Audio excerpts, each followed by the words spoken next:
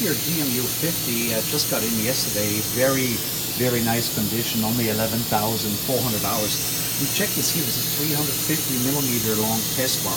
It's 350 millimeter, this one. And we have a 1 micron indicator here.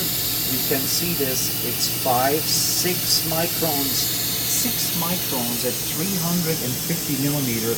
Has HSK spindle and has 6 microns at 350 millimeter spindle run out. Has a chip conveyor cooling through. It laser 600 liter tank, 32 tool, 18,000 HSK, TNC 430. The machine was built in 2001. Sold in a medical company and for R&D work. Very low hours on this machine, and it was actually installed in 2005 in the US. What the paperwork say, what we have from the spindle when it was checked and everything when it came from DMG, Germany. So any question, give us a call. We have the documentation.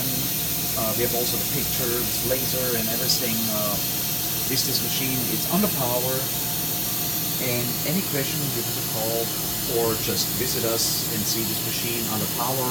Bring your service personnel, check the machine from the top to the bottom if you like to. Call the manufacturer for service if you like to check this machine on our floor. So it's under power, Europeanmachinetool.com. Thank you very much. Have a great day.